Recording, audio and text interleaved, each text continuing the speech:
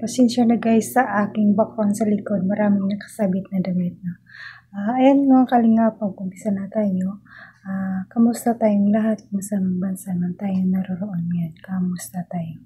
Ngayon mga kalingap, magbigay tayo ng reaction sa video na kuha ito ni D. No? Napaka-sweet pa lang dito sa kanilang photoshoot sa part 80. No? Bigyan natin ng reaction, pero bago dyan, huwag natin kalimutan i-subscribe ang Amanang Kalingap, Bal Santos Matubang, Ate Id na Vlog, Kalingap Rab, Kalingap Ido, Jack Tapi Matubang, charity vloggers natin sa buong mundo na tumutulong sa ating kababayan mahihirap. At nandyan din po ng keyboards, directors at mga kasamahan natin kay SSG na supportaran natin. Anak ko pala si Mildred Jasmine, Mildred Hagisan official, chikan channel ni Jasmine 05 channel. Nalilito ako sa aking pangalan kay aking pangalan dati ay nakalagay dyan Jasmine, kaya Jasmine lagi ang aking binabanggit, kasi yan talaga ang totoo kong pangalan, no? Click the notification bell para update ka sa aking mga video na bawat upload ko. Ayan guys, don't skip the ads para malaking tulong ito sa kanilang ginagawa araw-araw. Ayan mga kalingap, manood na tayo ng video para alam natin kung talagang totoo na sobrang sweet ang dalawa na sa photoshoot nila dito sa picture ni D. Ngayon ko lang ito nakita, kaya ngayon lang ako magbibigay ng reaction. Ayan.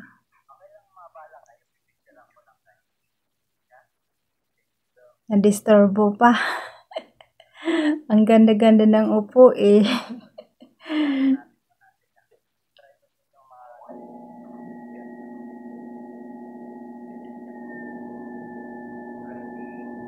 Parang true couple talaga guys, no? Parang true couple talaga ang dalawa. Ayan. Napaka-sweet.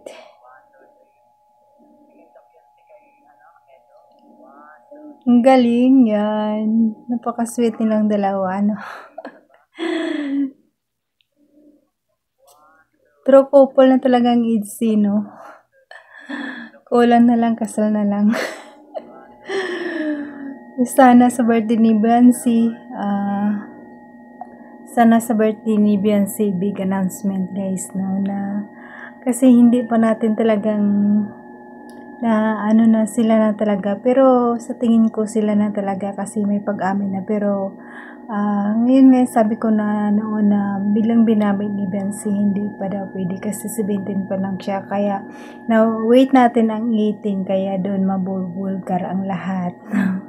Naka-excite, parang gusto ko nang hugutin ang month para September na. Tuloy tayo.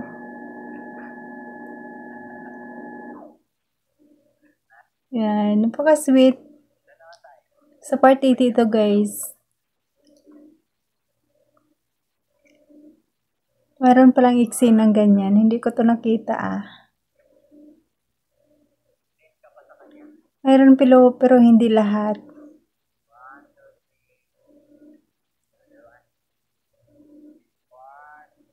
Ang sweet ng dalawa. Pati nilalanggam na rin sa kasweet ng dalawa. Grabe sila, oh.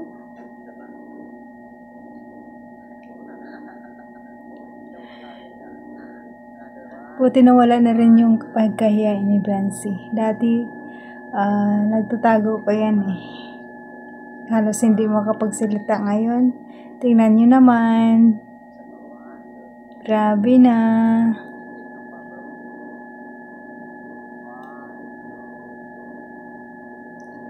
Ang layo guys. Parang hindi makita. Ayan, sa huli nabuo ang mga picture, ang gaganda.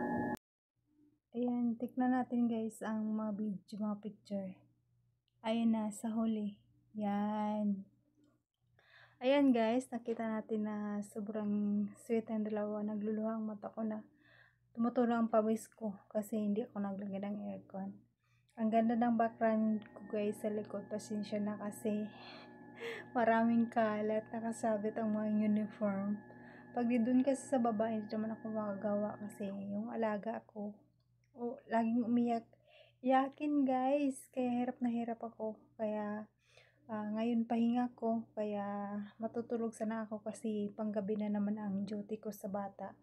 Kaya gusto ko sana matulog para mamayang gabi hindi ako antokin. Ang hirap guys mag-alaga ng maliit na bata. No? Pero nakakaalaga naman ako dati ng sinundan. Pero hindi naman siya anong mahirap alagaan. Pero ngayon ito babae. Sobra iyakin guys. Ako nahihirapan. Sabi ko nagdadasal na lang ako na sana pag ako naghawak sa'yo huwag kang umiyak. Kasi nahihirapan ako. Ayaw na ayaw pa ng nanay na umiyak. Laging pag umiyak yung anak niya, agad-agad pumupunta sa kwarto. Kaya akala siguro kinukurot yung anak na. Ang hirap guys dito sa ibang bansa mag-alaga ka ng bata. Kasi pag umiyak yung bata, akala ng nanay, kinukurot mo ang anak niya. Hindi niya alam kung gaano kahirap kasi ikaw talaga yung nakatuka. Ikaw laging kasama ng bata. Kaya sinasabi ka, sabihin nila, pinapalo mo o kinukurot mo. Pero, parang, tinuring mo rin anak kasi, parang, ikaw na talaga, araw-gabi, ikaw ang kasama ng bata. Kaya, na, yung loob mo na papalapit na sa bata. Pero sabi ko, ayokong sobrang dikit sa kanya kasi, tinatapos ko lang tong 2 taon ngayon kasi ayoko nang bumalik talaga. Sinasabi ko na yun sa sarili ko na ayaw ko nang bumalik kasi ayaw na rin ng anak ko na bumalik pa ako.